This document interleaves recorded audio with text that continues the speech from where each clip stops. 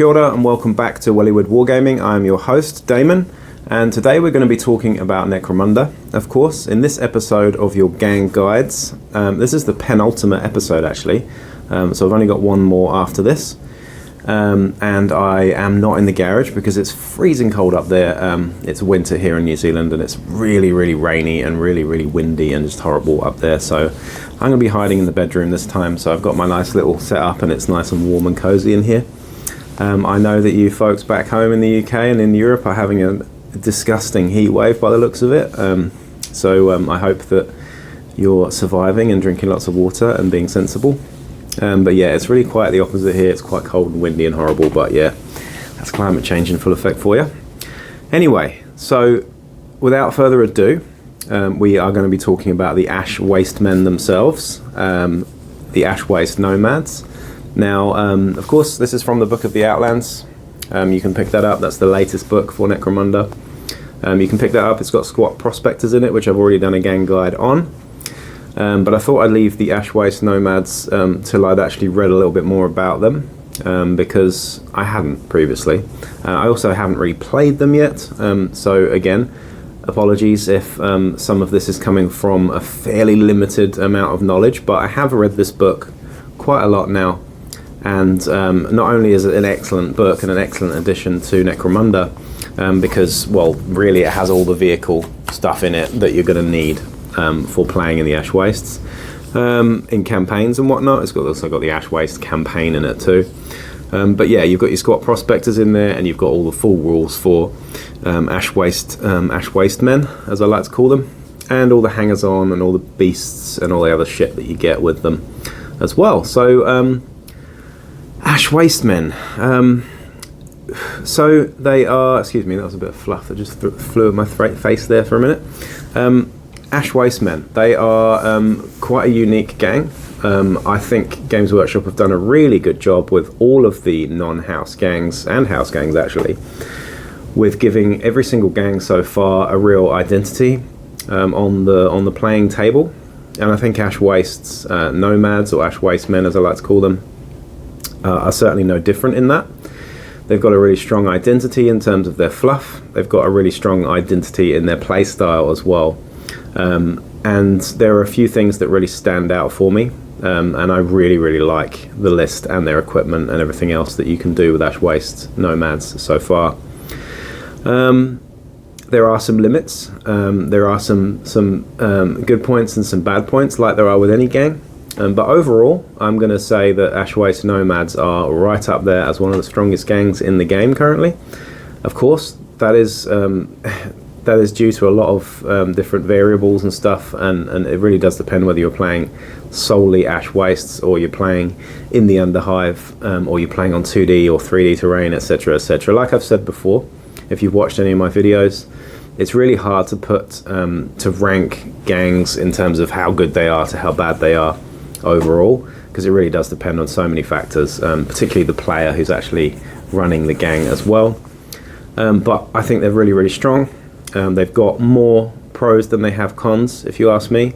The cons are pretty big, similar to sort of enforcers in some ways, but the pros do outweigh the cons, like I said. The thing that really sticks out before we get into the nitty-gritty of Ash Wastemen, the thing that really sticks out for me at the moment is that they're, in terms of their playstyle, they're very much a very fast gang, so they have very good stats and very high movement across the board. Pun intended there. What I mean by that is not just have you got mounted folks in the gang in terms of the Healermite riders, but you've also got just high movement with a movement of 6 on your leader, on your champs, on your gangers and stuff. But we're going to talk a bit more detail about that. The other stat that they've got, which is quite high for them, of course, is their initiative as well. So they've got pretty high initiative, higher than average initiative and movement, which makes them quite an agile, fast-moving sort of terror squad. Really, they strike hard and they strike fast. They've also got some really, really nasty weapons and equipment. Lots of weapons with the shock trait. Shock is very nasty. We're going to go into that again in a bit more detail soon when I talk about the actual specific weapons that I'm talking about. Lots of flexibility, some good access to skills. We've got Savant and Cunning skills generally, which are both brilliant if you're playing in campaigns, particularly Savant skills with things like Munitioneer and a whole bunch of other things as well, Medicae. But I'm really liking the look of the Ash Waste Nomads. I think the models are fantastic. Personally, I know they're not everybody's cup of tea, but I think they're brilliant, and I'm really looking forward to painting them up at some point. I like lots of detail, lots of rags, and lots of dirty, grimdark stuff. But in terms of who they are, obviously Ash Waste Nomads are exactly that. They're nomads. They're kind of Bedouins, almost like Fremen from Frank Herbert's Dune. They're not quite as cool as Fremen, because Fremen are just badass, but they're similar. You know, nobody really knows what they are, whether they're human, whether they're Xenos, whether they're sort of mutants, because they recover their dead. You never capture them alive, basically. So there's all these myths about like where they come from, who they are exactly, but you know, these guys are a cross between Tusken Raiders and Fremen, basically. They're pretty cool looking. They always wear masks. They're very snipey. They have lots of snipey weapons as well. But generally speaking, they live in harmony with nature and with the wastes, and sort of revere the weather and the wastes and stuff as their sort of gods. They don't often stray into the Underhive, and when they do, it's quite rare. And they also sort of are very sort of known for taming insects, giant insects and beasts and stuff as well. So there are quite a lot of references to other insects that they have as well, but as well as just the Helamites and stuff. And there's a sort of brute in here that I'm going to go through as well, which is pretty cool too.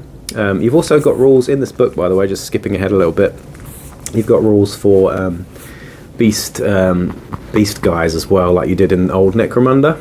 So that's really cool as well, Beast Masters. So we're going to go and have a look at those as well, because it kind of fits the theme with the Ash Wastemen as well, and they're a hanger-on. But yeah, we're going to go ahead and get straight into the nitty-gritty of the actual gang lists. I'm going to start talking about the leaders, champs, gangers, things like that. What kind of weapons and equipment they can take, and then we're going to move through the actual unique skills to Ash Waste Nomads, and we're also going to talk about some of the other stuff they can do in terms of their tactics and general shenanigans. And then we're going to talk about the weapons last, and some of the unique weapons that are available, and some of the new weapons that are available in this book for Ash Waste Men. So let's go and get into it. Ash Waste Nomads. So the first thing that I'm going to be talking about here is just kind of how they operate in terms of campaigns, specifically in terms of obviously Dominion campaigns. You've got some details here in the book as to how to use them in other campaigns outside of the Ash Waste sort of setting. Of course, it does sort of state here that they were designed for the Ash Wastes, and it's kind of in the name really. They are called Ash Waste Nomads. So, you know, they're designed with the Ash Waste in mind. Everything that they do kind of revolves around the waste itself. However, like I said before, they can be played in the Underhive setting, and I think that's where they get really exciting as well, being able to use them in different types of settings, not just the Ash Wastes. Now, I know, on a separate note, I know that many of you are super hyped for the Ash Waste setting in general, and really into vehicles, etc., etc. I am kind of on the fence, actually, and I don't drive a car myself, and I've never really been that kid who was into vehicles in general. So I'm not like super excited when I see vehicles coming out for Necromunda. I think it's cool, and I will use them, and in our upcoming campaign we will have vehicles attached, and we will be playing a mixture of Dominion and, you know, Law and Misrule and Ash Waste's campaign. So we're going to hybridize the whole thing. So when I talk about this gang, in relation to how they play, etc., I'm actually talking about them on a whole, not just in an Ash Waste setting, not just in a Sector Mechanicus setting, etc. So I'm going to be talking about them in all sort of ways, I suppose, and taking that into account, I think, because you have to, because not everybody's going to want to play Ash Wastes, not everybody's going to want to play purely in the Underhive, but, you know, the whole purpose of these gangs is that they can be played in any Necromunda setting. So, just quickly, they are going to be always outlaws. So if you have a campaign that involves Law and Misrule, etc., and certain boons for outlaws and non-outlaws, I suppose, lawful gangs, then these guys are always going to be outlaws, of course, because they operate outside Lord Helmore's justice. They can't form any sort of alliances with guilds, of course, because guilds just wouldn't have anything to do with them. And they also can't hire any hired guns at all that aren't specific to Ash Waste. So I think there probably will be some Ash Waste specific hired guns at some point. In terms of hangers-on as well, you can only get 3 types of hangers-on. You can get your Slopper, your Ammo Jack, and your Rogue Doc. Of course, you would have to make models that sort of proxy as Ash Waste's versions of those 3 things. But you can't get any of the others. You can't get any of the other outlaw or non-outlaw hangers-on, which is a bit of a shame. But again, it's like it fits the fluff for Ash Waste men. They don't take kindly to outsiders. So there you go. In terms of sort of the trading post and stuff, they do get access to the full trading post and black market, just like any other gang, of course, because they do trade within their own culture, within their own environment. So they're still going to be able to trade and stuff, and they probably do trade with outsiders a little bit in a sort of interesting ways, I suppose. I don't really know, but they do get access to those trading posts as well. So that's worth noting. In terms of territories in Dominion campaigns, they get their own unique territory, which is similar to the Palanite precinct, actually. It gives you 2d6 times 10 credits, actually, and you can defend it better than you can certain other territories like settlements and stuff. I'm not going to talk a huge amount about that, though. I think it's time to move on to the actual nitty-gritty of the gang, so to speak. So we're going to start with just by going through the different fighter types, what they do, what their purpose is in the gang, or what I believe the purpose is in the gang, and how you might build them. So we're going to start off with the Ash Waste Nomads leader. This guy is called a Kartragi Chieftain. I don't know how I say that and whether I'm saying that right, but the Chieftain, basically. Now, it's worth mentioning before I even get into this that there is a baked-in cost here. So I'm comparing these guys to Palanite Enforcers quite a bit, because they also have baked-in equipment too, and they also have their own unique territory for Dominion campaigns too. So that's the only comparison I can really draw here, but it is a comparison. Now, of course, this leader is 120 credits, but like I said, he does get some equipment, like everyone else does in the gang, baked into that price. So do please take into account the fact that 120 credits seems quite a lot, but they do get access to these two pieces of equipment that are unique to Ash Waste's Nomads. And those pieces of equipment are the Ash Cloak and the Sky Mantle. Now I'm going to talk a little bit about what the Sky Mantle and the Ash Cloak do, but they're pretty cool. They're really, really good, actually, and they're definitely worth that baked-in cost that you're paying there for them. Anyway, so the leader, the Chieftain, should I say, is very similar to any other leaders. He does have, group activation the same as anyone else. He's also got the leading by example thing. He's also got tools of the trade, so he can take multiple equipment sets there as well. And he gets access to a primary skill on creation as well, just like any other leader. His skill access is, of course, cunning as a primary there, and savant and leadership. So, like I said, cunning and savant being the 2 main skills that you get for Ash Waste men. The other one is wasteland skills. Now, those aren't available for your leader. Much like other gangs, actually, the sort of unique skill trees are often available to your champions only, which is a bit of a shame. But that's kind of what the champions are for. They're kind of, to specialize in those unique skills and those unique skill trees. So there you go. We've got cunning, we've got leadership, and we've got savant. Again, like I said, savant skills are great for campaigns. You've got fixer in there, medicay, munitioneer, some really, really good skills in there that you can use that help campaign play out quite a bit. There's also some trading skills in there as well, off the top of my head. Leadership skills also very good generally, and of course cunning, which is excellent. You've got skills like infiltrate, overwatch, which is particularly good with the snipey stuff that we've got in this list too. Now, in terms of the stats for the Chieftain, we've got a movement of 6 again. Like I said, these guys are faster than the average bear. They are all movement 6 pretty much across the board, except for one of them. And the leader has weapon skill 3, so he's better at fighting than he is at shooting, with a ballistic skill of 4+, which is a bit of a shame, actually. It's quite low for a leader to have ballistic skill of 4+. It's not great. It's not the best leader, that's for sure, but again, that's kind of offset by his high movement of 6 there. We've got a strength and toughness of 3, so very average there. 2 wounds, which is typical for a leader. An initiative of 3 up, which is actually kind of normal for leaders, even though it's better than average. On a Ganga, it's kind of normal for a leader. We've got 2 attacks there, and the mental stats are actually really, really good. So we've got a leadership and cool of 5+, and we've also got a willpower and an intelligence of 6+ there. So the mental stats are really good, particularly the cool there being a 5+. It's really, really nice for bottle checks, things like that. And of course, remember this leader does expel that 12-inch bubble of cool around him for those bottle checks when you do have to make them.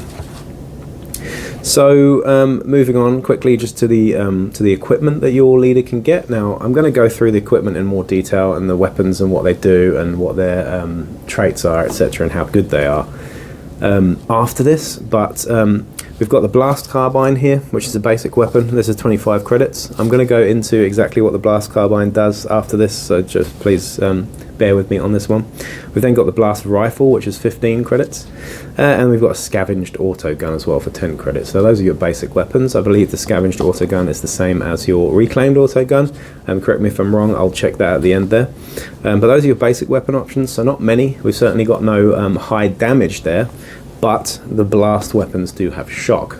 Shock does auto wound on 6s as well, so exploding 6s on shock stuff, which is always very nice, particularly when you combine it with rapid fire. The next thing is pistols, of course. We've got the blast pistol, which is similar to the blast rifle. There is no blast sub carbine worth mentioning, so similar to your Vansar has a las sub carbine, but doesn't have.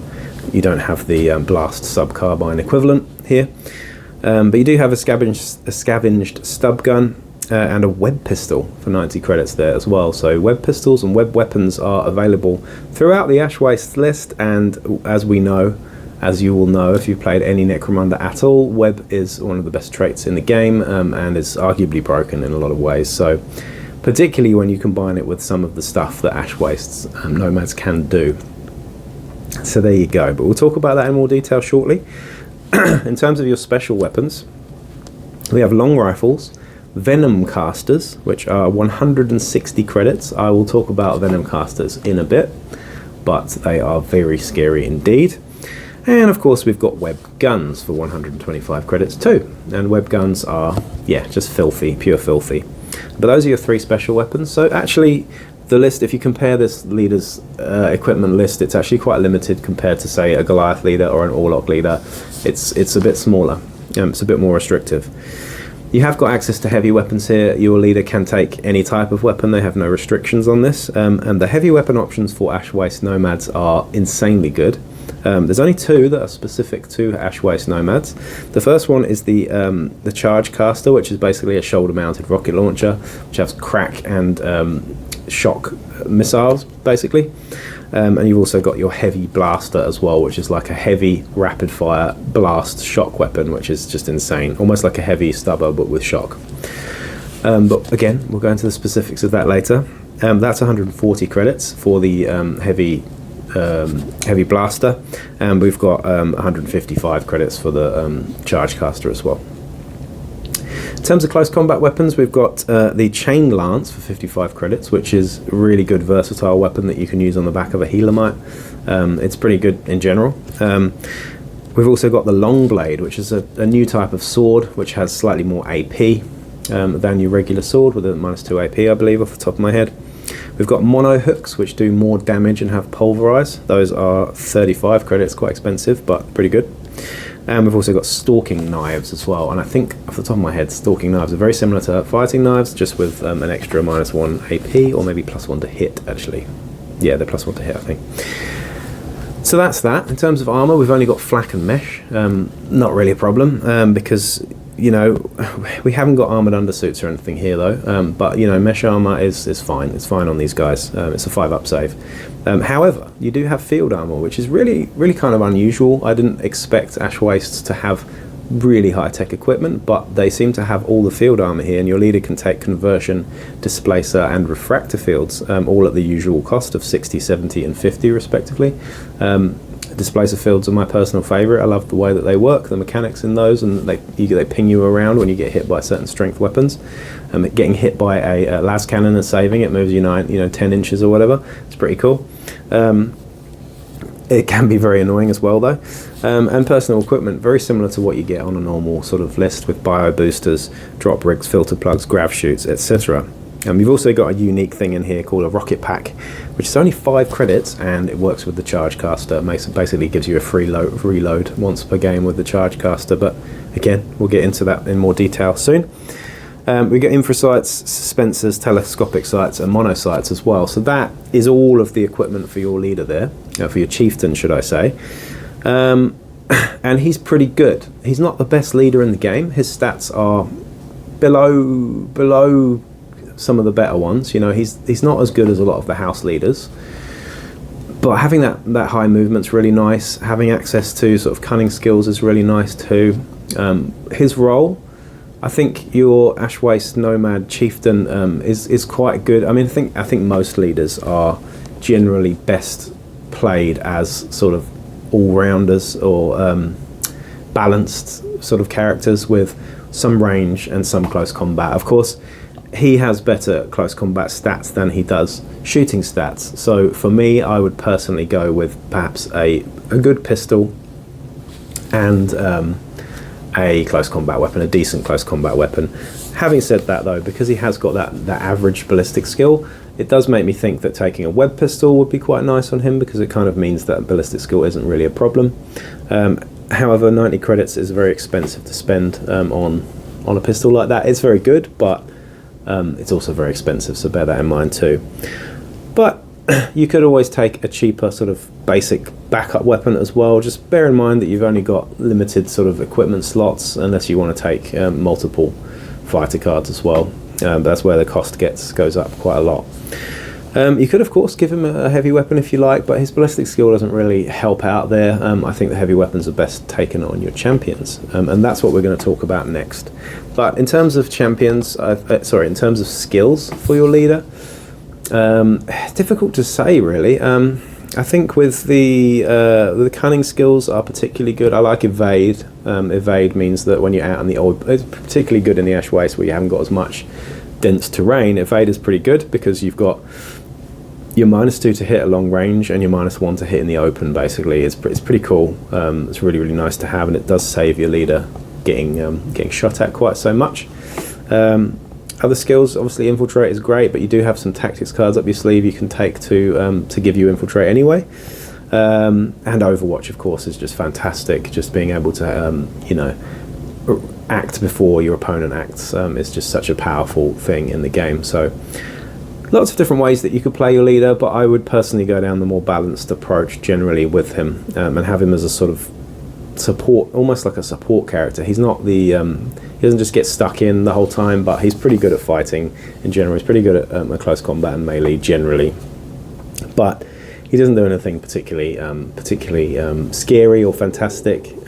He's not nearly as scary as a Goliath leader or an Escher leader or a Van Saar leader with his great ballistic skill, etc. So you do really have to think about how you're gonna run this guy.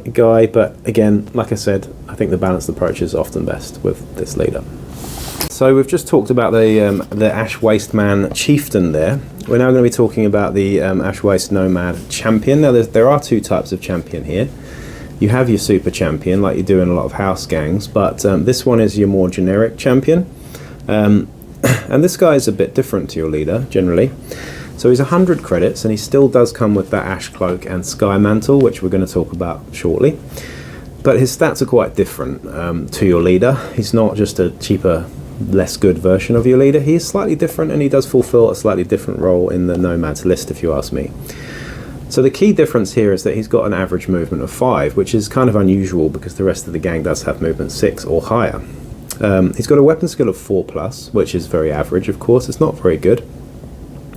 However, we've got a ballistic skill of 3+ there as well, so pretty good with the shooting. Definitely more of a shooting character than a melee character, which is kind of the opposite of your leader there as well. And the movement doesn't help either. Just having average movement wouldn't help you get into close combat either, so definitely a shooting platform. we'll talk about the kind of stuff that you're going to get on your champ soon. But strength toughness 3 here.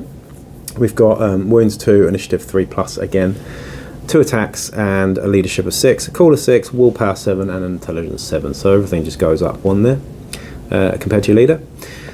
We've got group activation 1, tools of the trade again, and that 6-inch sort of leadership bubble for your cool checks and stuff as well.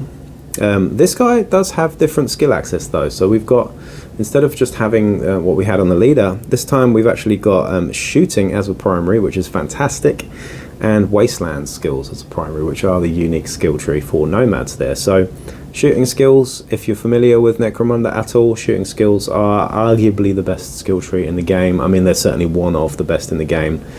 Every single shooting skill is a good one. There aren't any duds in that list, generally speaking. They're all pretty good. Some are better than others, of course, naturally, but they're all really good. You've got skills like fast shot, which allow you to shoot the same weapon twice in a turn, basically, effectively. You've got skills like marksman, which means that, you know, hitting on 6s causes double damage, etc., or extra damage. You've got skills like hip shooting, which means you can run and gun with a web gun, which is disgusting, by the way. Skills like that in shooting, gunfighter as well. You can shoot 2 pistols at different targets with no minuses. Fantastic skills. That's just 4 of them. I can't remember what the other 2 off the top of my head. Trick shot, in fact, yeah. Trick shot off the top of my head. Reduces cover by 1, so hard cover becomes soft cover becomes open.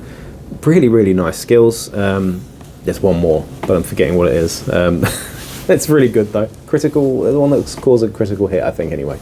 I'm getting carried away here, but you get what I'm saying. Shooting skills are just fantastic, generally speaking. Of course, they've got to be on the right guy, and the right guy is this guy. He's got a good ballistic skill, so why not?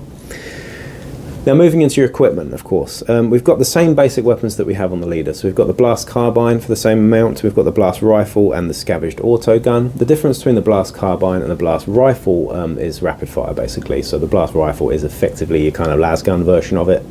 That's just 1 shot, and your blast carbine is a rapid fire version of that. But again, we'll go to the stats of those at the end of the video. In terms of pistols, again the same. We've got blast pistols. We've got scavenged stub guns, and we've also got web pistols there as well. So again, you've got your nasty web pistols. Same special weapons. So we've got long rifles. We've got Venom Casters for 160 credits, and we've also got your web gun there as well, which is rather nasty. And the same heavy weapons. So your charge caster and your heavy blaster. So both of those are very good. We'll talk about those in a bit, but they're both very, very good, and if you're going to take a heavy weapon, this is the guy you take it on. So it's really that simple. This is the guy you take it on, you give him some shooting skills, and away you go. The wasteland skills are pretty good, but we're going to talk about those soon as well. They're pretty different though to your shooting skills, but they do complement nicely. Close combat, again, the same thing. We've got your chain lances, your mono hooks, your stalking knives, and what's the other one? Long blade. Same armor, flak and mesh. Same field armor as well. Same personal equipment and the same weapon accessories. So all of the same equipment on your champion that you have on your leader, but you are going to build him very differently. He has very different skill access. That's the main thing, and he also has kind of different stats. He's slower. He's more shooty, far more shooty with the shooting skills as well as the better ballistic skill. And those all important wasteland skills as well there too. So if you ask me, this is the guy that you're giving heavy weapons to all of the time. I mean, they're both great. Both of those heavy weapons, if you can squeeze them into a list, do it, because they're fantastic.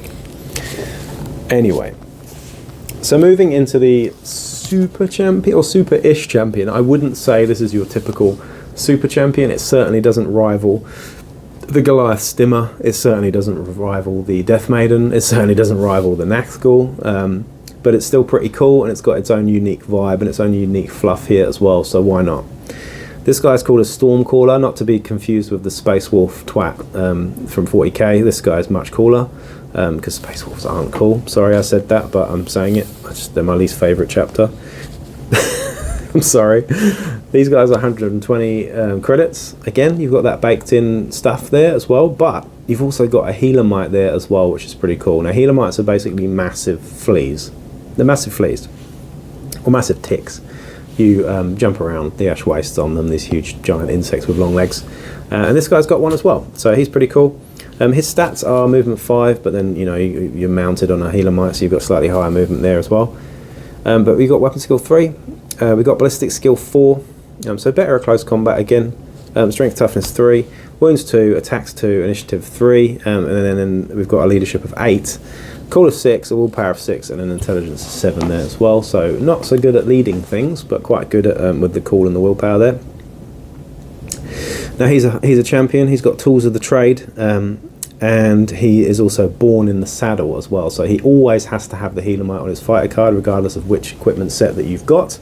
And he never can be unmounted. He always has to be on his mount. He's born on the mount, basically. He's not actually born on it, but he lives on it. He lives and dies on it. Now, he has a few unique abilities. He can't group activate, apparently, according to this. So that's interesting. But if you equip him with a Stormcaller Staff, which I believe is moving forwards, Stormcaller Staff, 35 credits. You have to add that to the guy. He still has the Ash Cloak, by the way, and the Sky Mantle. You have to... sorry, he doesn't have the Sky Mantle. He does have the Dustback Healermite instead. But yeah, you have to equip him with the Stormcaller Staff if you want to use his special ability, and his special ability is this: Call the Storm. So as a double action, you can change the weather, or you can at least attempt to change the weather. If the visibility rule is not active for this battle, apply the visibility 24-inch rule. See page 85. Otherwise, either increase or decrease the value by 6 inches to a minimum of 6. These effects last for the remainder of the battle and can be modified further by future use of this ability. So each turn, you can decrease or increase the visibility and stuff, which is really, really cool, especially when you actually look at the weather stuff that you can get in Ash Wastes, scenarios and whatnot. So there you go. In terms of the skill access there as well, he's got Savant as a primary, which again is very, very good for your campaign stuff, but he also gets your Wasteland skills as well. They're the same as your other champion, which is pretty cool. Other than that, you get the same basic weapons, the same pistols, the same special weapons. He does not get access to heavy weapons though, worth noting. You do get the same armor, so you've got flak and mesh there as well. And you've got your same field armor there as well, with the same personal equipment and weapon accessories too. So actually, very similar. But he is mounted on a Healermite, so he's a lot faster and he's a bit more, jumpy and stabby and stuff. Yeah, there you go. That's your Stormcaller. He's pretty cool. He has a very defined role. You don't have to take one. If you're playing purely Ash Wastes, then this guy is an absolute must. If you're not, if you're playing a mixture, then you don't have to. And if you're playing, in the Underhive setting, then give him a miss. You don't need him. Basically, it's really that simple. You can still use him, but he's not going to be nearly as effective as he is in an Ash Wastes sort of setting, I suppose. So there you go. That is your Stormcaller. We're going to have a quick break and come back with the next fighter type. Welcome back to the Ash Wastemens. So, as is tradition with a lot of these books, for some reason the Prospect is always before the Ganga. So we're going to talk about the Prospect now.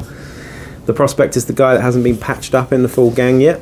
This guy is kind of interesting for Ash Wastes guys. Again, much more useful in an Ash Waste setting, of course, which Ash Waste Nomads were made for. This guy's your Healermite rider. So he has got a particularly hard to say name, which is Tarnoki Dust Rider. That's your Prospect there. So he's got 80 credits worth. He's worth 80 credits, which is quite a lot for a Prospect, but remember, he has got that Dustback Healermite that he's riding on. These guys are born in the saddle as well, so they can't fall off and they can't be unmounted. Basically, they always stay on their Healermite giant flea thing. And they get promoted to a Stormcaller, which is kind of cool. And now they've got the same, they've got Hot-Headed like they have with every other Prospect, so like the same as your Wrecker, same as your Wild Runner. Hot-Headed means that if you get shot within 3 inches of your mate, if you go seriously injured or whatever, your mates don't freak out basically, which they don't care because you're just annoying for the rest of the gang. And you're a fast learner as well, so your experience, it's easier to level up, or it costs less XP to level up. So there you go. In terms of the stat line though, for the Dustback Healermite Rider, I'm going to call him, we've got a movement of 5, weapon skill 4, ballistic skill 4, strength toughness 3, wounds 1, initiative 3, 2 attacks though, which is pretty cool. We've got 9 for leadership, 7 for cool, 8 and 9 for willpower and intelligence there as well. So not great mental stats, but they are prospects, so that's what you expect. Excuse me. In terms of the skill access that you get here, we have cunning is the primary skill with secondaries in agility and ferocity there, but again those secondaries aren't really that important to be honest, but cunning, pretty great. Now in terms of the equipment that you're going to get for these guys, they can't take heavy weapons at all. We've got the same basic weapons that we talked about earlier, so you've got your blast carbine, your blast rifle and your scavenged auto gun there as well. Same pistols, so we've got blast pistols, scavenged stub guns and web pistols there too. And your special weapons, we have long rifles, web guns and venom casters. So a web gun on a Healermite rider is really gross because these things move fast. And yeah, moving fast and combining that with a web gun is always nasty. To be honest, with any template weapon there as well. So your Venom Caster is also a template weapon. We're going to talk about that in a bit. But very nasty too, and that's also available to these Healermite riders too. Close combat weapons, we've got slightly limited selection, so we've only got 3 here. We've got the long blade, the stalking knife, and the all-important chain lance, which is really, really good on these guys. For 55 credits though, which is quite expensive. Armour, we have flak armour and mesh armour, and we don't have any access to those field armour that we talked about with the champions and the leader. We have got bio boosters, bio scanners, filter plugs, photo goggles and respirators, and those are the only pieces of equipment you can have. There's no grenades on here at all, which, talking about it, thinking about it really quickly, there are no grenades on any of the lists for any of these guys. So there you go. I missed that when I was looking at that earlier. Completely missed that these guys don't get access to grenades, which is very, very peculiar.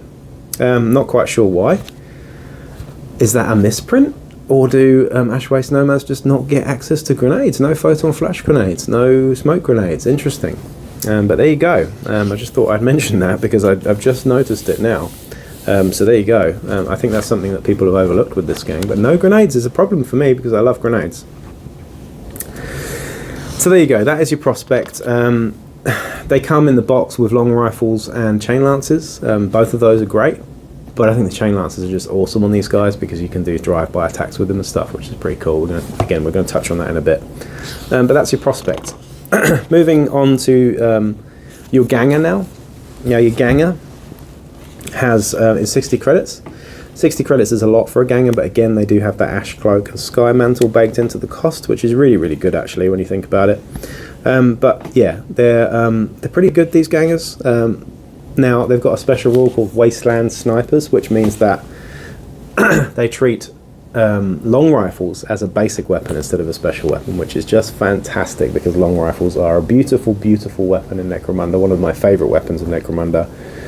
When you make them a basic weapon, they become very scary indeed, especially when you can take them on everybody, pretty much.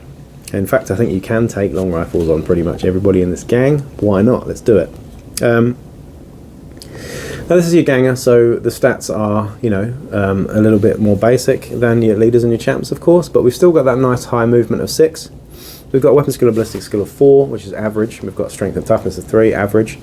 1 wound and initiative of 3, which is higher than average, like I said before. We've got movement and initiative, which are the sort of standout stats for these guys. 1 attack, leadership 7, cool of 6, willpower 7, and intelligence of 8 there as well. So not the smartest guys generally. In terms of the skill access, of course, we've got agility. Oh, we've got agility actually as the primary skill on the Gangas, which is pretty cool. And we've also got cunning as well. So cunning and agility. What I really like about Ash Waste Nomads already is that you've got a nice balance of different skills. You've got cunning, you've got shooting, you've got savant, you've got some really nice combinations here as well, plus wastelands too. So you've actually got more skill access than you have in most gangs actually. In terms of the equipment and stuff, these guys, of course, you can have a specialist on creation as well, which can take you know, venom casters and web guns, so that's pretty nice too. But you've also got heavy weapons, so you can take a heavy weapon on your specialist, I believe, as well, and that's the charge caster. There's no blast heavy blaster, but there is a charge caster available to these guys, which is pretty cool. Otherwise the equipment's more or less the same, just slightly more limited from your leader and your champ there. That's really it with your Gangas. Gangas for me, they all have long rifles. I just love long rifles. They're just amazing, particularly on dense 3D terrain where you've got that +1 to hit a long range. It's very nice. But in the wastes, fantastic too. Moving on, I've still got a bit of a dodgy throat from COVID, but I'm getting through it, so just bear with me. Moving on to the last fighter type now, and that's your Juve. So this guy is called the Runtani Dust Runner, and he's 35 credits, which is actually really good. Again, he has the Ash Cloak and Sky Mantle, which for 35 credits with those baked in is really, really good.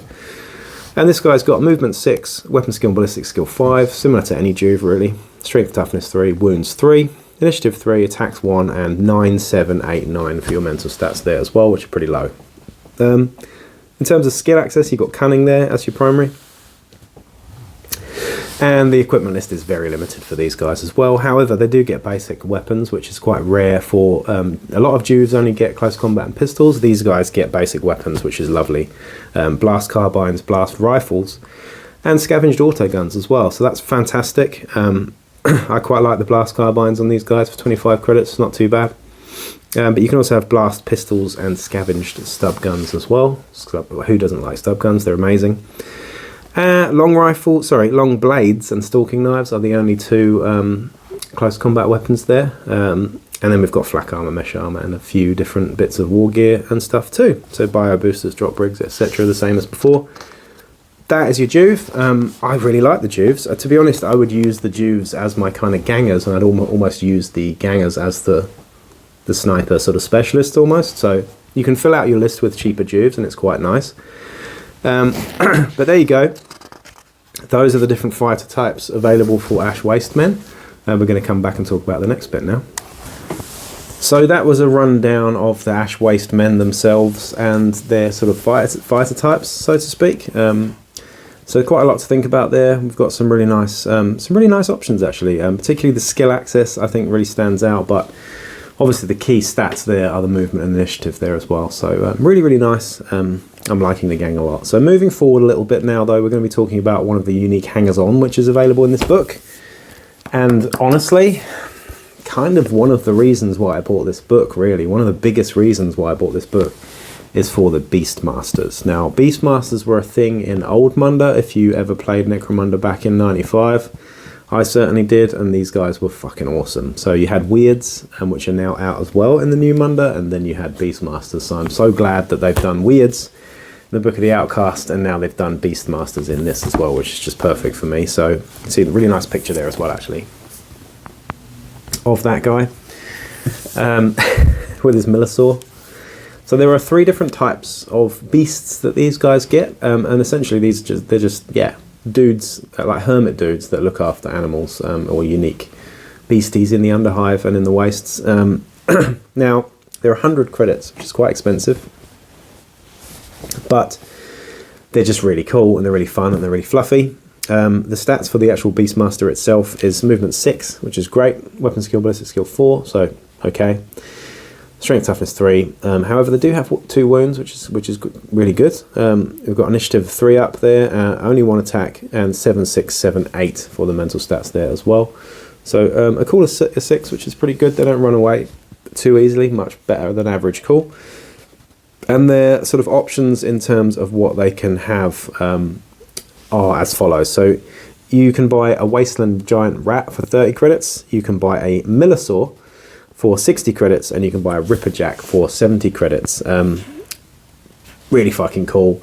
They were all 3 of these were available in Old Munda, and they all had miniatures available as well. So if you can go on eBay and find some of the old miniatures for this, they were fucking awesome. I'm sure they're going to be bringing out miniatures through probably Forge World soon, though, for these guys. And as we know, the Forge World sculpts are always superb mostly superb. Chimerics, we won't talk about that one.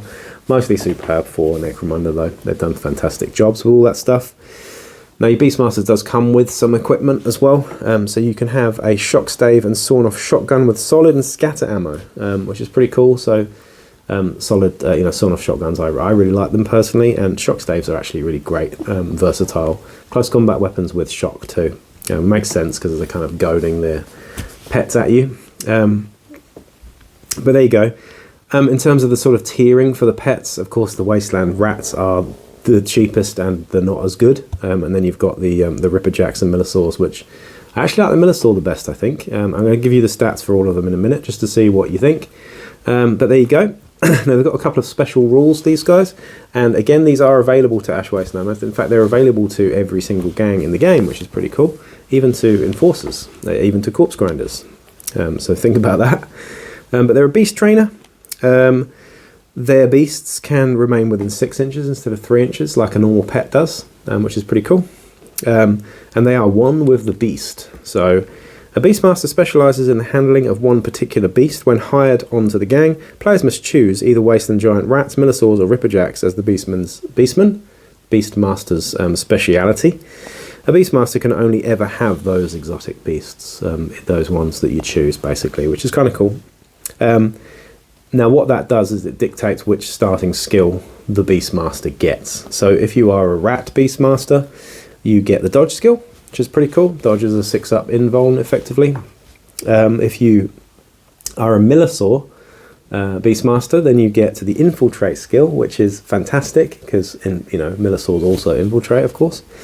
And if you are a Ripperjack Beastmaster, you get Catfall, which is the weakest of those 3 skills there. Dodge is a really good skill. Infiltrate's an even better skill. Catfall, it's kind of the weakest one there, and that's why I like Menosours the best, because they give you Infiltrate. In terms of the skill access for the Beastmaster himself, he gets Agility and Ferocity, which is really nice. Agility and Ferocity, both excellent skill trees, so again, you've got, some really good ones with Dodge and Sprint and whatnot. You've also got Spring Up, you've also got, for Ferocity, you've got Nerves of Steel, True Grit, things like that as well. Really nice options there. Now, in terms of the actual beasts themselves, quickly, we're just going to go through it very quickly, because I don't want to talk about this for ages, because we're supposed to be talking about Ash Wastemen here. But your Giant Rat is 30 credits, and their stats are, you've got Movement 5, Weapon Skill 4, Ballistic Skill 5, Strength Toughness 3, Wounds 1, Initiative 3, Attacks 1. Terrible mental stats there as well. They have the Dodge skill. They come with the Dodge skill, so they give the Beastmaster the Dodge skill as well. So they've all got Dodge, basically, the whole lot of them. And they get Agility as their primary skills there as well. They can't have none of these pets can have war gear or anything. Of course, you can't upgrade them like you can with brutes, so bear that in mind as well. They just come as is. But they've got a really cool rule here, the rats, actually, and they're expendable. So fighters with this rule are easily replaced and expected to die. Should a fighter with this special rule be seriously injured or taken out of action, friendly fighters that are within 3 inches do not have to take a nerve test, which is really cool.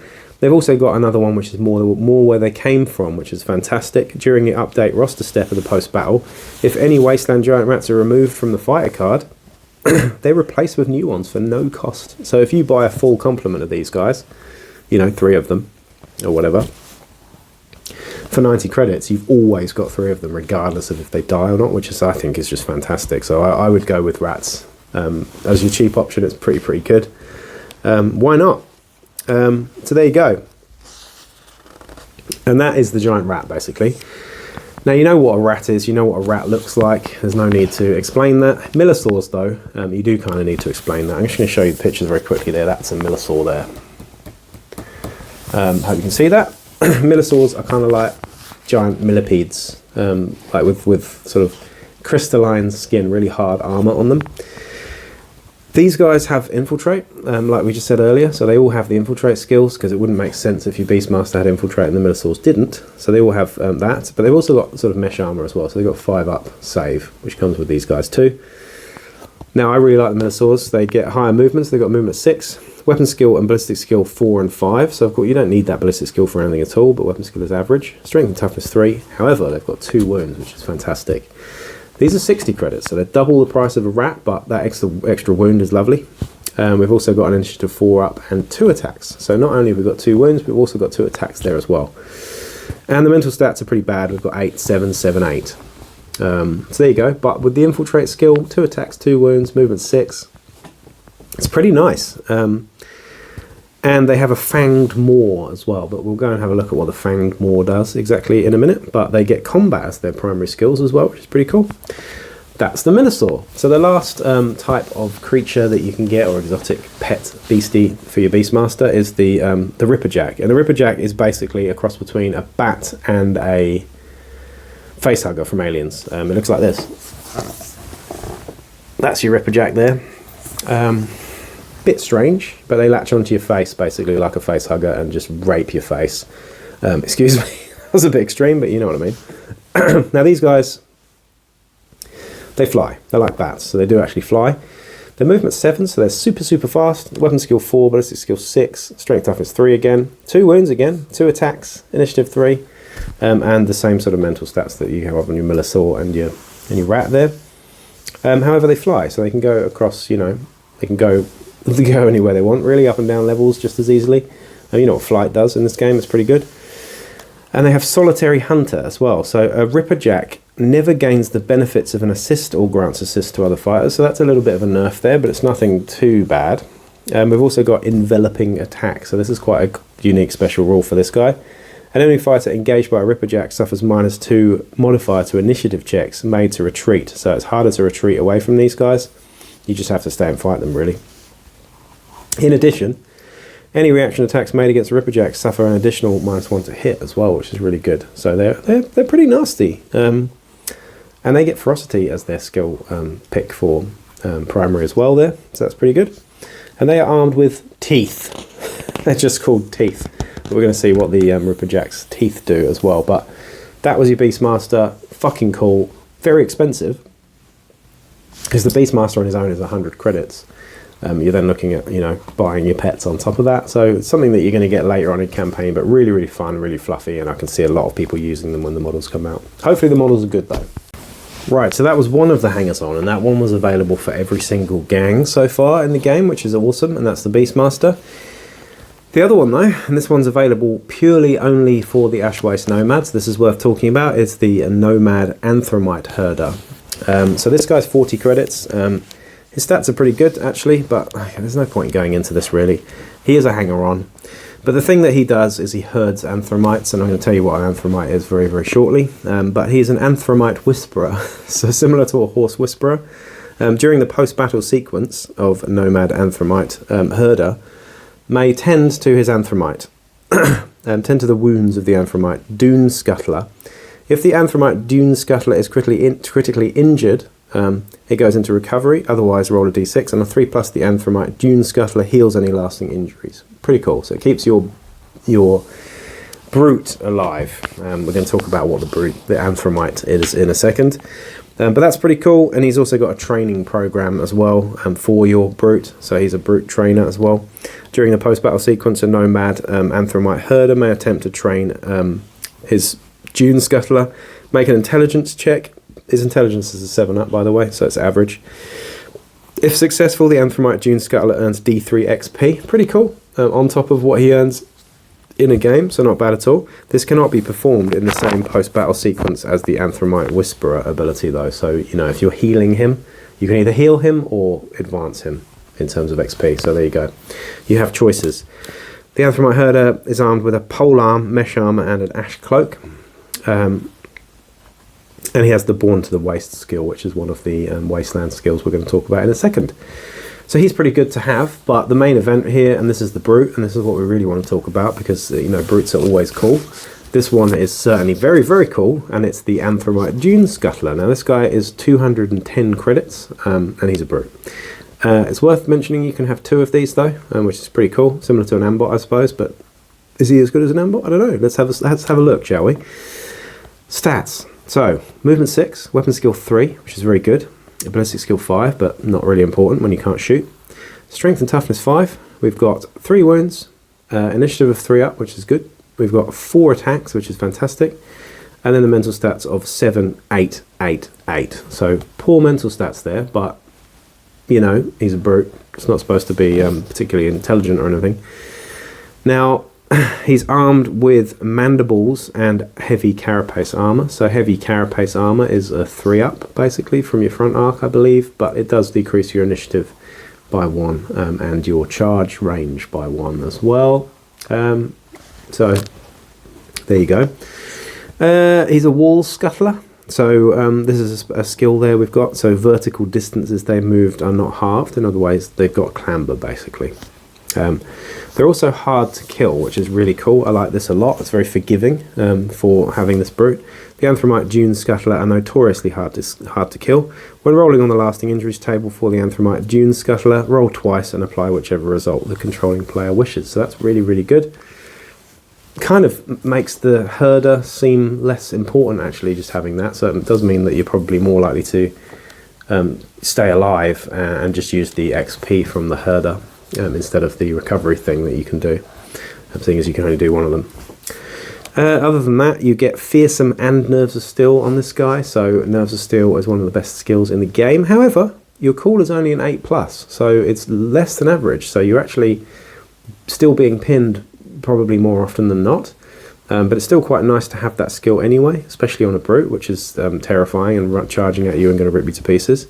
So there you go, and you've also got Fearsome too, so that means that it's a willpower check to charge you basically, but of course no one's going to charge you anyway because you've got 4 attacks and you're strength 5 and la-di-da.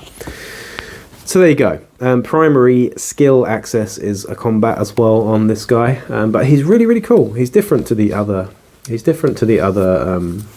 brutes, I think. He's definitely very close combat focused. He's more... What's he like? I can't really compare him to any of the others, to be honest. He's quite unique. I love the fact that he's got really good armor. I also love the fact that he's got some nice skills there as well. And yeah, just really nice, dangerous looking thing. There's no picture in this book as to what he looks like. So to see what the Dune Scuttler looks like, whether it's a kind of big spider or a giant fucking worm or a big beetle, I'm not really sure. I guess we'll see. I'm imagining kind of like a giant huntsman spider or something, to be honest. I think that's what it's going to be. The Scuttler implies that it's got lots of legs. It's pretty fast too, so who knows. But I imagine we'll see Forge World releasing that at some point, but they're pretty behind schedule with all of the other brutes, I think. They haven't done all of them yet, have they? Or have they? Actually, they've done quite a few. Anyway, ignore me. That is your brute for Ash Waste Nomads, and those are the two sort of hangers-on that you've got in this book that you can use, as well as your Slopper, your Rogue Doc, and your, what was the other one? Ammo Jack there as well. So, moving on to the next bit now. Now we are going to be talking about the unique skills for Ash Wastemen, and that's the Wastelands skill set here. So these ones are very different. They're okay. There are some good ones and some bad ones in here, I think. They're quite geared towards Ash Waste's gameplay, of course, as they would be, because we're talking about Ash Waste men here. But I'm just going to go through them, read them, and give you what I think about them. Again, sorry, it's fluff flying through the air there. Bloody cats, man, honestly, I'm covered in hair all the time. Anyway, the first one here on the Wastelands skill tree is Born to the Wastes. So this one is, the fighter may ignore the effects of the battlefield surface. We'll explain this in a different video, because the battlefield surfaces and all the Ash Waste stuff, including the vehicles, I'm going to do in other videos at some point, so hold tight on that stuff. But if fighting a Sector Mechanicus or Zone Mortalis battle, they may perform the Hide in the Waste double action, which is pretty cool. The Hide in the Waste double action is what you get with your Sky Mantle. So I will talk about that in a minute, but I mean, it's kind of redundant because you're going to have that Sky Mantle anyway on this character, I assume. So that skill is kind of, it's not great. However, it is quite good when you look at the actual effects of the battlefield. So you can ignore those effects, and some of those effects are particularly grueling and particularly nasty. So if you're playing in Ash Wastes scenarios and whatnot, then that skill's very relevant. If you're not, then it's really not at all. So there you go. The next one is Stormwalker. So this is skill number 2 here. If this fighter starts their activation while on the battlefield surface, they may add 2 inches to their movement characteristic, which is pretty cool. Really, really nice. I mean, suddenly your Ganga goes to movement 8, so that's sexy indeed. Eyes of the Wasteland. So this is the next one here. We've got the fighter treats the visibility rule as being 6 inches greater than it actually is. So that's pretty cool. Again, a lot of the visibility is quite limited in the Ash Wastes, but we can talk about that another time. But adding 6 inches to it is quite useful. The next one is Beast Handler. So this is useful for your Helamite Riders, or Hellamite Riders, if you want to call them that. What they do is this fighter may make an additional close combat attack resolved at strength 3, -1 AP and damage 1 every time they perform the fight basic action or make reaction attacks. So you get an extra healer might attack basically, so your healer might is attacking as well as you, which is pretty cool. The next one is ever vigilant. So when making reaction attacks, this fighter makes 1 additional attack and doesn't suffer any penalty with turning to face the opponent, which is quite cool. So turning to face is -1 to hit in general. So that's pretty cool. It's quite situational though. I don't think it's a particularly powerful skill, but it's useful to have. And the last one is bring it down, which I quite like. This is probably my favourite one. It's a basic action to do bring it down. Designate an enemy model in line of sight for the remainder of the round. All friendly fighters, including this fighter, may ignore the rules for target priority and may re-roll the dice to hit when performing a shoot basic action against the designated target. That's really cool, really fluffy, and I'm surprised they haven't thought of a skill like this until now, actually. Really, really cool. Love that one. Particularly combining that with the shooting skills and some of the weapons that you've got in this Ash Waste Nomads list. So that's my pick of the bunch, bring it down, most definitely. In terms of the tactics cards and stuff for Ash Wastes, there's some really, really good ones in the Ash Wastes pack. There's one that gives you D3 infiltrators or something, which is quite nice. There are some really good ones in general through the Ash Wastes things there as well. So anyway, we're going to move on to the next bit, which is of course the weapons and equipment for Ash Wastes Nomads and the stuff that's unique in this book for them as well, the stuff that they can use. So on to the weapons and equipment now for the Ash Wastemen. The first things we're going to be talking about are the basic weapons. Now, I kind of alluded to what they do earlier a little bit, but the Blast Carbine is a 10-inch short range, 24-inch long range, so similar to your auto gun in a lot of ways in terms of that sort of range there. You've also got +2 to hit at short range though, so 10 inches with +2 to hit is actually really, really good. And there's strength 3 there as well. It's rapid fire 1 and it's got shock. So shock is that auto wound on 6s to hit, which is fantastic, especially when you combine it with that rapid fire. Really, really nice. You're quite likely to get shock popping off fairly often for this. There's no AP and the ammo is a 5-up there as well. So, you know, the 5-up ammo is not great and you're going to run out of ammo on this thing quite often, but it is, you can reload it if you like to. It's not plentiful. It's not scarce either though. You then got your blast rifle, which is the same 10-inch short range, 24-inch long range with with +1 to hit at short range instead of +2, so it's not quite as reliable. However, it is a lot cheaper though. Off the top of my head, it was 15 credits next to 25 or something like that. It's strength 3. There's no AP on it. It's got a 4-up ammo, which is slightly better, and it's got the shock trait as well. So it's just a single shot with shock. Pretty nice though for the price that you get it for. And that's it for your basic weapons there. So moving on now to your pistols. The blast pistol is, as you can imagine, similar to the blast rifle, just slightly smaller, with a range of 8 and 12 inches, +1 to hit, strength 3, no AP, ammo 4-up and shock again. So pretty good. You're getting the theme there. There's lots of shock for the Ash Waste Nomads. Of course, shock is kind of the trait on a lot of their weapons. So there you go. The Scavenged Stub Gun is the same as a normal stub gun. It's exactly the same. It's just called a Scavenged Stub Gun. So it isn't a reclaimed version of it. It is just the scavenged one that they've found in the wastes. And it's the same with your web pistol. The web pistol is exactly the same as well. So you do get web pistol access on most of these Ash Wastes Nomads as well. So there you go.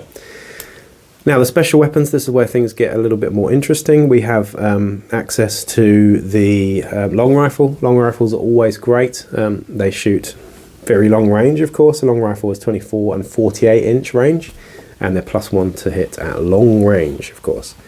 They're knockback, they're strength 4, they're -1 AP, and they've got a 4-up ammo there as well. So I don't even need to look at that for that. I know what long rifles do very, very well because I use them on nearly every gang in the game. If I can get my hands on a long rifle, I will.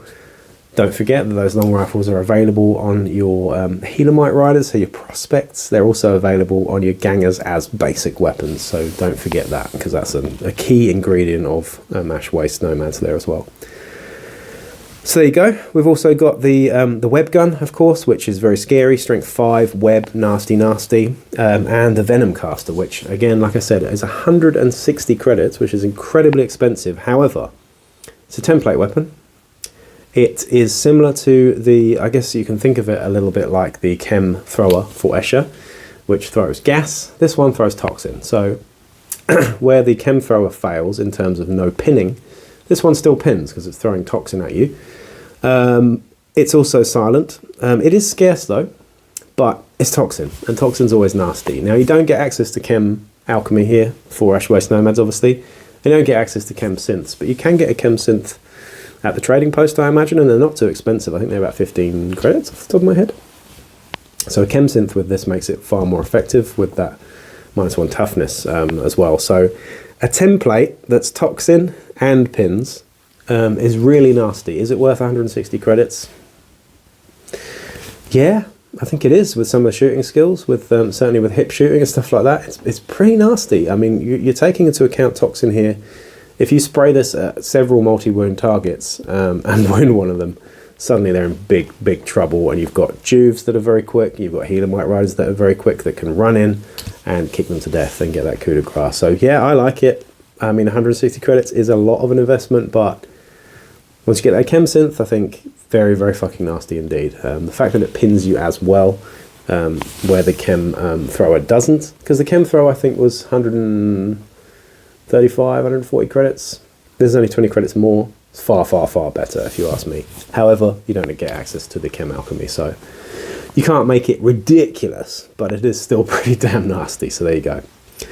Those are your special weapons there. Now, heavy weapons, there are two heavy weapons that we want to talk about here. The Charge Caster being the first one. The Charge Caster is really cool. It's a shoulder-mounted rocket launcher. It's what you get in the box with the Ash Waste Nomads. You do not get the heavy blaster, unfortunately, in the box. You'd have to convert that or wait till the upgrade sprue comes out.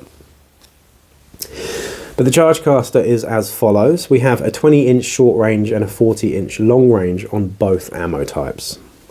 Okay, so it's +1 to hit at short range on both ammo types. This is crack and shock, shock blast rockets. Now the shock blast rocket is strength 4, which is fantastic. Damage 1, no AP. 6 up ammo, so the same as any other sort of missile launcher, really. Hard to reload. But it's a big pie template, so it's a 5-inch template, strength 4 with shock. So really sexy. It's unwieldy, of course, but it's sexy as fuck because it's strength 4, it's a 5-inch template, and it's got shock. So those hitting on 6s are auto wounding.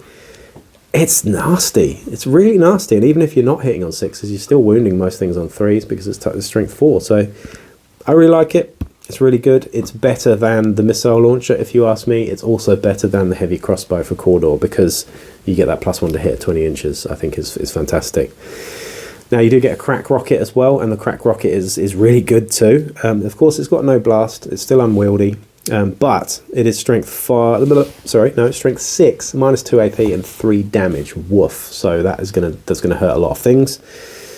6 up ammo again though, so the ammo is a problem. However, if you do get that rocket pack, which is a war gear item for 5 credits, and you've got someone nearby who can reload it for you, that's pretty tasty indeed. I quite like that. So I would be taking one of those on my champion, maybe even 2 of them if I'm feeling generous. I really, really like the Charge Caster, and I would 100% use it in most gangs. I'm looking forward to creating an Ash Waste Nomads gang. Maybe the first gang I play when I move to Australia is going to be Ash Waste Nomads, because Australia is basically the Ash Wastes, right? So I think it will be kind of thematic. The next one we've got is, what was it called again? The Heavy Blaster. So this one's really cool. It's quite a little bit more short range, I suppose, than the other one, but only by a little. But it's 12-inch short range with +1 to hit, and it's a 36-inch long range, which is nice and long. Now strength 4. It's -1 AP. It's 1 damage. So it's kind of like a heavy stubber here. Really, it's got 5 up ammo, and it's rapid fire 2 and shock. So it's not scarce or anything, so you can reload it fairly easily. And the ammo, the ammo being a 5 up isn't too much of a problem. It's not as bad as a heavy bolter, say, but strength 4 -1 AP. It is only 1 damage, but you have shock there as well and rapid fire 2. So it's pretty nice. I really like that one too. I think I prefer the Charge Caster. I think the Charge Caster is more fun, but the Heavy Blaster is certainly very damaging and certainly could do some serious, cause some serious problems for a lot of gangs. So there you go. Those are your heavy weapons available for Ash Waste Nomads. I really like both of them. Again, I'm not really much of a heavy weapon user, but I really like both of those and I'm excited to use both of them. Your close combat weapons now are the next thing we're going to be talking about, and there are a couple of different options for Ash Waste Nomads here. The first one is the Chain Lance, and this is something you get on the models for your Healermite riders, and I think for your leader as well in the actual model box set. Again, I don't actually own the models yet. I'm tempted to buy them as soon as I finish this video, because I'm actually now getting quite excited about the gang, so I think I will go away and buy the gang. Unless Games Workshop would like to send me a free one, that would be really awesome, but I don't think I've quite got that popularity yet. Maybe one day. Anyway, the Chain Lance is pretty good. It's got a 2-inch versatile, so it is very much a lance. And it's -1 to hit in base-to-base contact. So there's no positive negatives at the 2-inch versatile range, but there is in close combat. It's a fucking great lance, so you can't really use it close up. It's strength +2, which is great. So that takes your average, your average guy from strength 3 to strength 5. So you're wounding a Goliath on a 3, which is very nice. It's -2 AP, which is fantastic. And it's 2 damage too, so it's really nasty actually. I mean, it's quite expensive, but it's really nasty. It's also got the Lance trait, which we're going to talk about in a minute, but gives you the ability to basically hit and run with it. It's unwieldy, however, so you can, you only give one extra weapon slot, plus you can only use that one weapon in close combat as well. No sidearms or anything like that. It's melee and it's versatile, so those are things that are obvious about it as well. And that's that, basically. Now, the Fanged Maw on your Menosour that we were going to talk about earlier is Toxin. So there doesn't have any stats, it's just got Toxin, so that's pretty cool. So infiltrating Toxin things with 2 wounds and 5 up save and stuff, it's nice. Again, that's why I like Menosaurs the best. You've got your Wasteland Giant Rat, which just is strength 3, that's it. That's what their teeth do.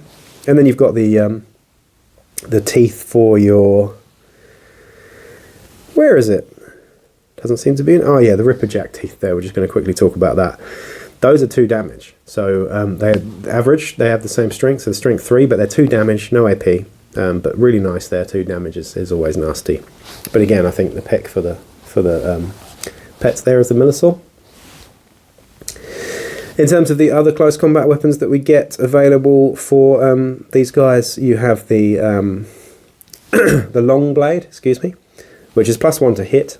So similar to a sword, it also has parry, same as a sword, but it's -2 AP instead of -1 AP, which is really, really nice. We have the mandibles from your brute, the Anthromite Dune Scuttler, which is, I think, a big spider. Now this guy has -1 AP and 2 damage with rending, so possibly 3 damage if you're lucky. We've got the mono hooks next. The mono hooks is, I think, what you've got on your leader model, which are those things on the wrist-mounted jobby.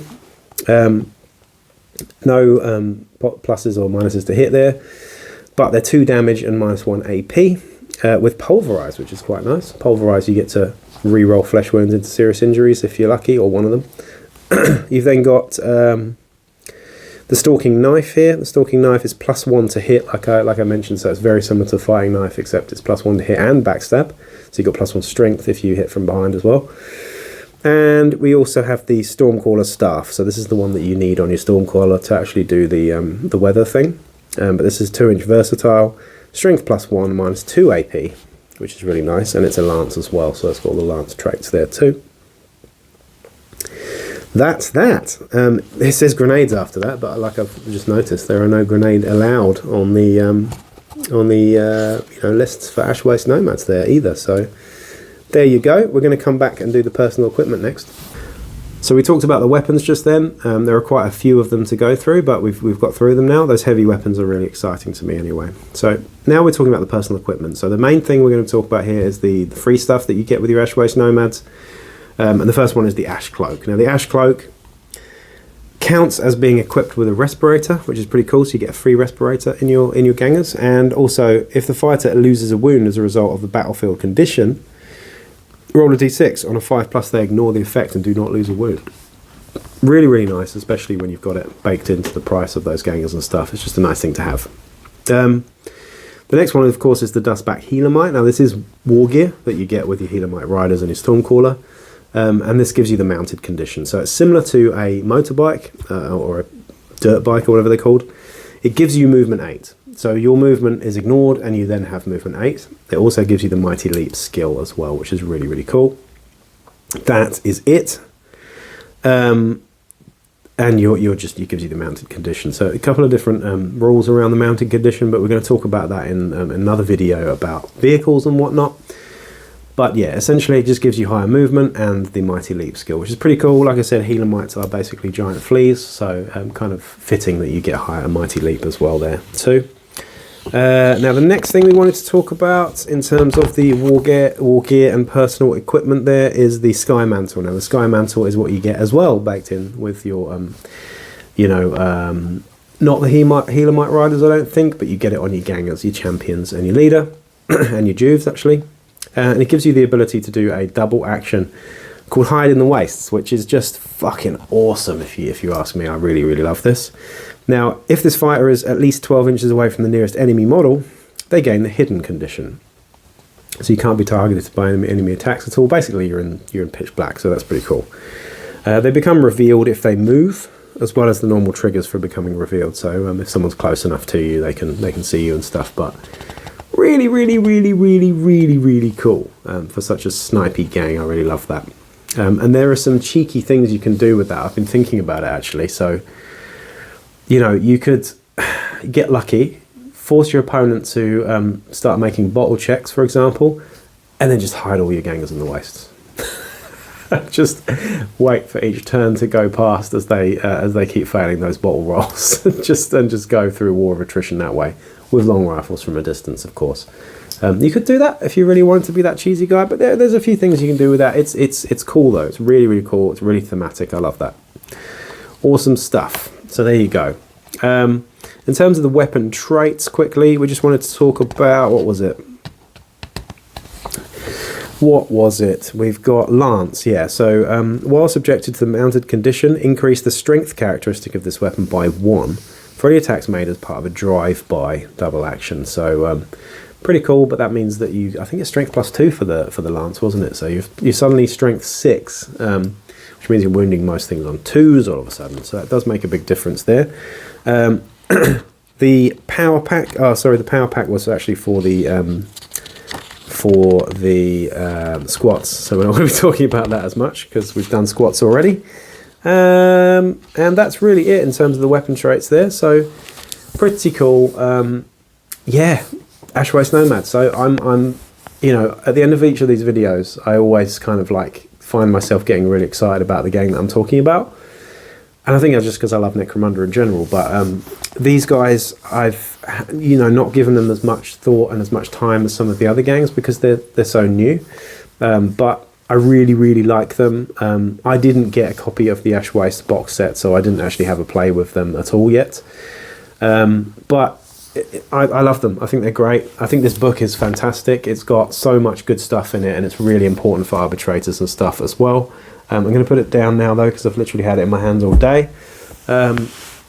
What do I think about Ash Waste Nomads? I think they're brilliant. I think they're really fun. I love snipey gangs. I love long rifles. I love long-range, stealthy sort of gangs. I love cunning skills. I love shooting skills. I love savant skills. So everything about Ash Waste Nomads is something I'm excited about. The playstyle is something that I certainly like. The biggest downsides, I suppose, to Ash Waste Nomads is the fact that they don't have vehicles. They cannot have vehicles. They have beasts instead. And I imagine there will be another book that comes out with a few different beast options as well for them. The other thing is that, they're kind of lacking. The leader's just not as good, and the super champion's just not as good as some of the other super champions. But they're not a house gang. They're quite unique. They've got their own flavour, their own vibe, and I think the weapons and equipment is fantastic. Some of the weapons are really nasty with that shock trait as well. But you can do some nice things with them. The web guns can be horrific as well on fast-moving people. yeah, what's not to like about Ash Waste Nomads? I love the models. I love the flavour of them. I'm really looking forward to painting up a gang. And to be honest, I don't even want to convert them. I think I really like the models as is, which is not usually the case. Usually I convert things, or at least very, very much head swap them. But the next thing for me is Venators. I'm going to be playing an Inquisitorial Warband in the next campaign. You're going to see what they look like very soon, because I've nearly finished them. I'm actually redoing the whole gang. I did a tutorial video on how to paint them, but I've completely scrapped that idea and actually started again, and they're looking a lot better already now. So forgive me on that one. But yeah, that was Ash Waste Nomads. I am on to my last gang guides video next, and that will be House de Lac, the House of Shadow, of course. One of my all-time favourite gangs, right up there with Cawdor for me. Not quite my favourite, but certainly up there as my second favourite. And I think Ash Waste Nomads and de Lac, there are a few similarities in terms of the sneaky, cunning, snipey stuff that you can do. So I like both of those gangs for the obvious similarities there as well. But really looking forward to playing Ash Waste Nomads. I'd really like to hear from you if you've already had some campaign experience, particularly with Ash Waste Nomads. I'd like to hear from you guys. Let me know what your builds are. Let me know what you like, what you dislike, where you think they struggle, where you think they excel. I'd really like to hear in the comments, so please do that. Please like, share, subscribe, and check out the Patreon as well, and I'll be back really shortly with another video. Peace out.